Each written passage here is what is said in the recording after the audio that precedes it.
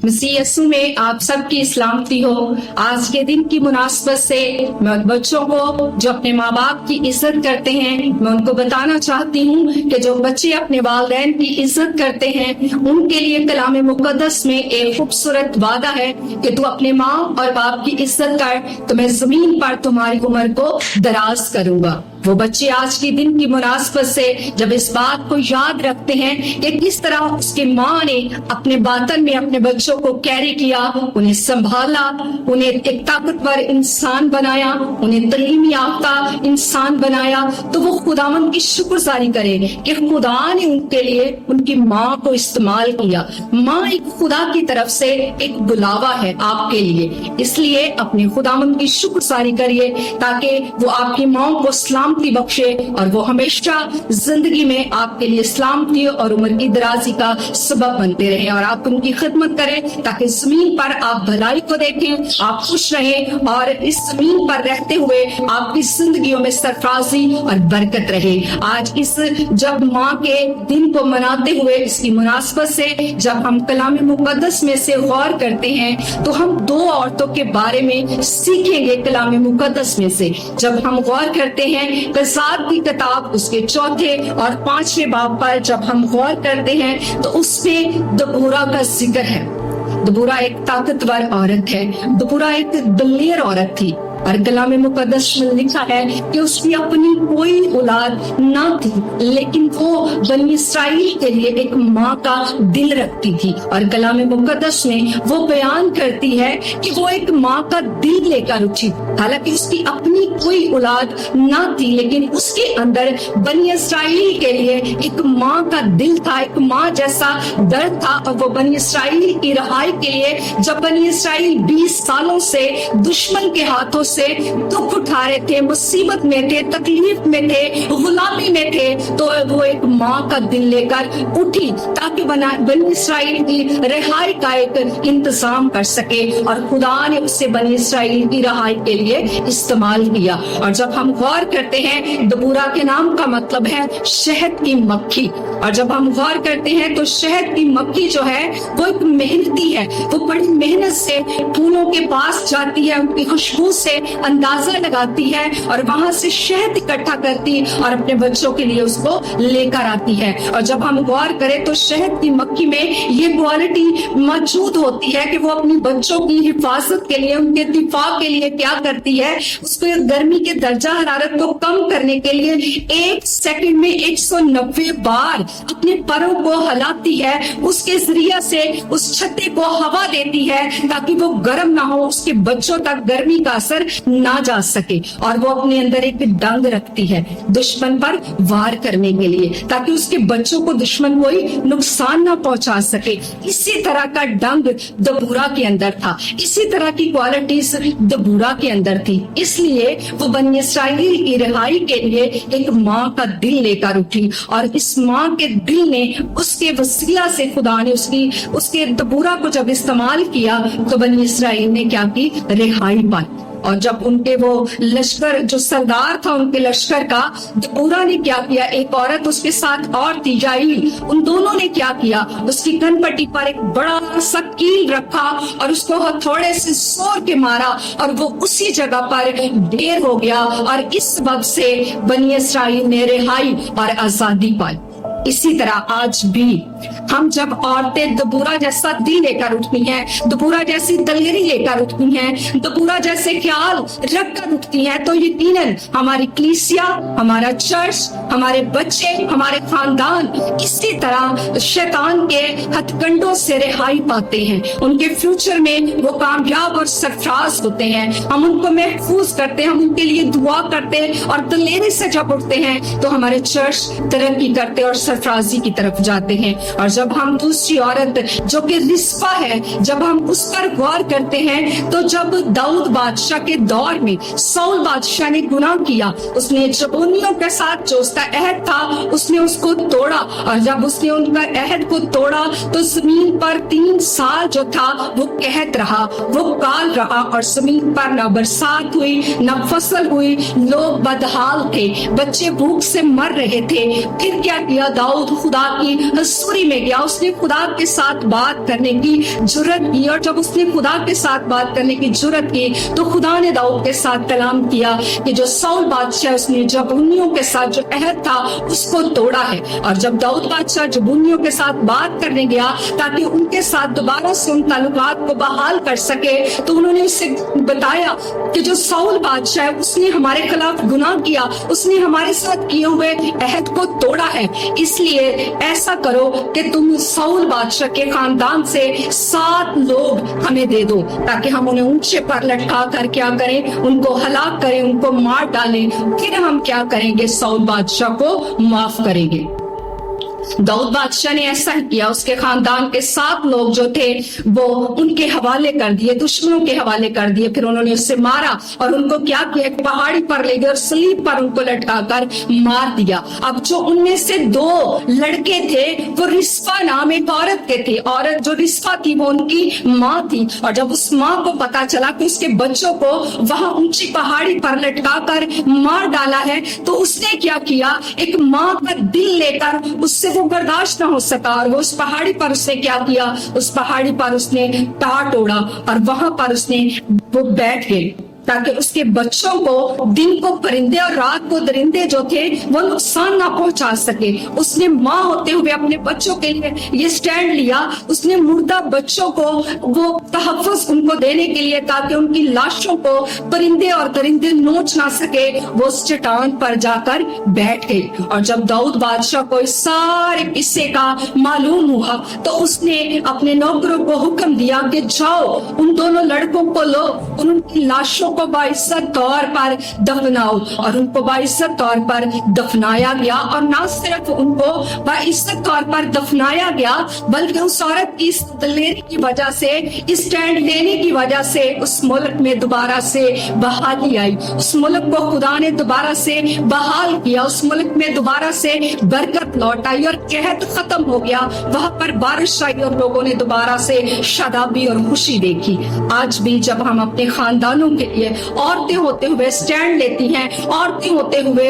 कदम बढ़ाती हैं, तो यकीनन खुदा हमारे खानदानों में काम करता है, खुदा हमारी कलीसियाओं में काम करता है। और कलाम में लिखा हुआ है कि उठ रात के पहरों में अपने बच्चों के लिए दस्ते दुआ बुलंद कर, तेरी आंख की पुतली आराम ना करे बल्कि तेरी आंखों से शुभ रोज आंसू तेरे बच्चों के लिए जारी रहे। और जब यकीनन हम माँ होते हुए अपने बच्चों के लिए आंसू बहाते हैं, खुदावंद की हुजूरी में आते हैं, तो यकीनन खुदा हमारे बच्चों को सारी गुमराहियों से, सारी नाफरमानियों से बाज करता है और खुदा क्या करता है, उनको बहाल करके वापस ले आता है। एक औरत का किस्सा मैं आपके साथ बयान करूंगी, उसका नाम मोनिका था और ये किस्सा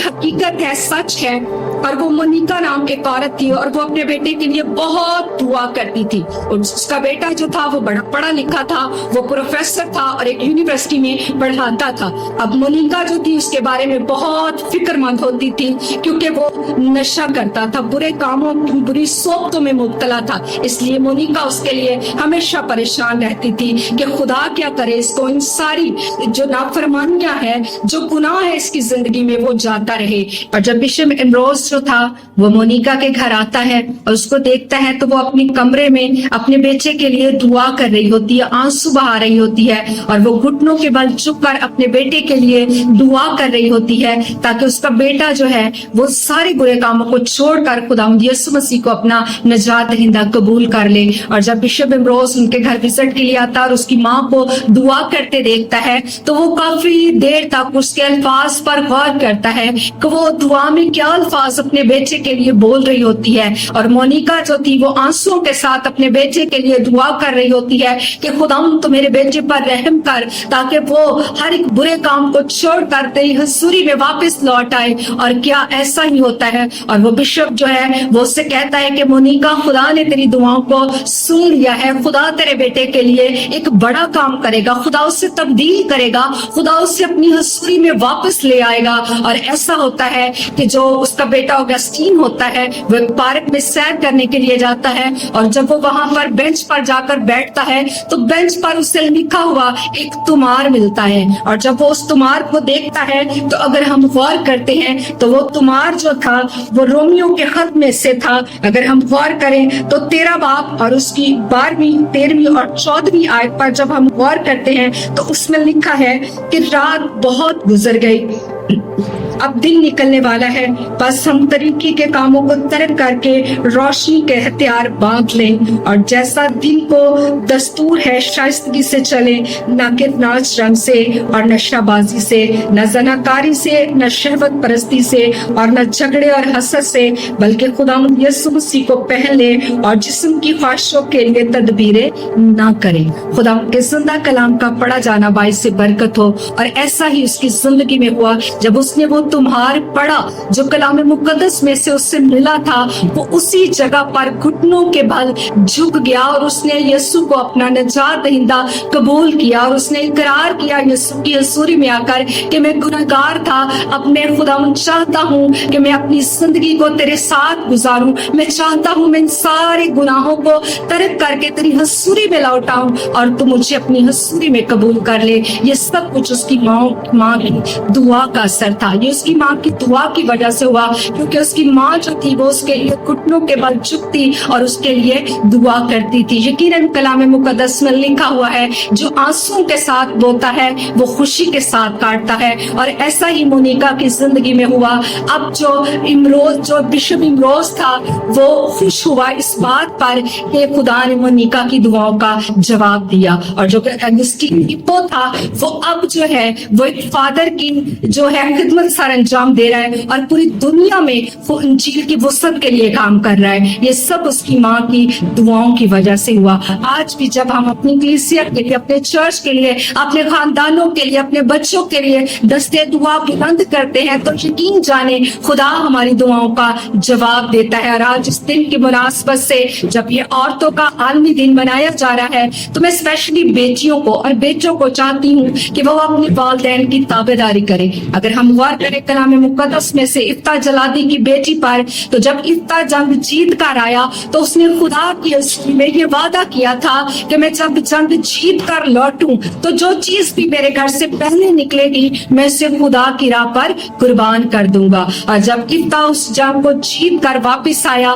تو اس کی بیٹی جو تھی وہ اپنی دوستوں کے ساتھ دف بجاتی ہوئی اپنے باپ کے استقبال کو گئی تاکہ وہ جشن منا سکے کہ اس کا باپ جو تھا وہ جنگ جیت کر آیا. اور جب اس نے اپنی بیٹی کو آتے ہوئے دیکھا تو اس نے کہا کہ ہائے یہ تو نے کیا کیا، لیکن اس نے کیا کیا، اپنے باپ کی تابعداری کرتے ہوئے اس نے کہا کہ باپ جو منت تو نے خداوند کی حضوری میں مانی ہے تو ایسا ہی کر میرے ساتھ. اور یقین جانے اس کی تابعداری کی وجہ سے آج بھی اسرائیلی جو عورتیں ہیں اس دن کو وہ مناتی ہیں اور آج اس کی تابعداری کو پوری دنیا میں یاد کیا جاتا ہے. میں چاہتی ہوں کہ آج کے دن کی مناسبت سے آپ ہمیشہ اپنی ماؤں کی تابعداری کریں، اپنے والدین کے تابعدار بن کر رہیں. جس طرح اگر ہم روت کی زندگی پر غور کرتے ہیں تو جب نومی کے دونوں بیٹے جو تھے وہ مر گئے تو نومی نے اپنی بہوؤں سے کہا کہ تم اپنے کنبے میں اور اپنے قبیلے میں واپس لوٹ جاؤ، اور عفا جو تھی وہ اپنے قبیلے میں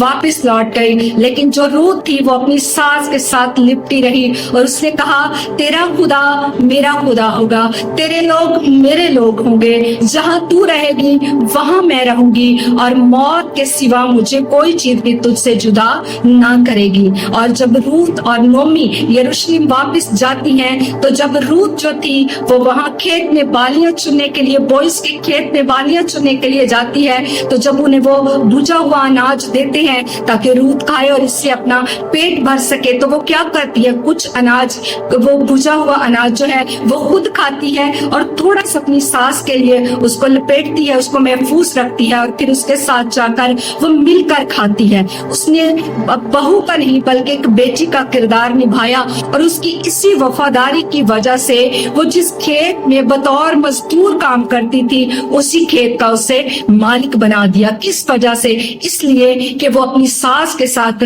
وفادار تھی. آج بھی جب ہم بچے ہوتے ہوئے اپنے والدین کے ساتھ، اپنے بڑوں کے ساتھ، اپنے رشتوں کے ساتھ وفاداری ذمہ نبھاتے ہیں تو یقیناً خدا کی سرفرازی ہماری زندگیوں میں آ جاتی ہے، تو یقیناً ہم سرفراز ہوتے ہیں، تو یقیناً خدا ہماری زندگیوں میں سے ہر طرح کی ناکامیوں کے بندنوں اور جوؤں کو نکال کر ہمیں سرفرازی کی طرف لے کر جاتا ہے۔ اور آج میں آپ کو یہ کہنا چاہتی ہوں کہ آپ بچے ہوتے ہوئے اپنے والدین کی تابعداری میں اپنے وقت کو گزاریں، اپنے خدا باپ کے تابعدار بن جائیں، جس طرح خدا یسوع نے اپنے باپ کی مرضی کو پورا کیا۔ اس نے فرمایا اے باپ میری نہیں بلکہ تیری مرضی پوری ہو، اور خدا نے اسے وہ عزت بخشی جس سے وہ نام ملا جو سب ناموں سے اعلیٰ ہے۔ آج خداوند اس کلام کے وسیلے جب آپ اس کو سنیں تو یقیناً آپ کی زندگیوں میں اسی تابعداری کو لے کر آئے تاکہ آپ روت کی طرح سرفراز ہوں، تاکہ تاجلادی کی بیٹی کی طرح آپ تابعدار بن جائیں،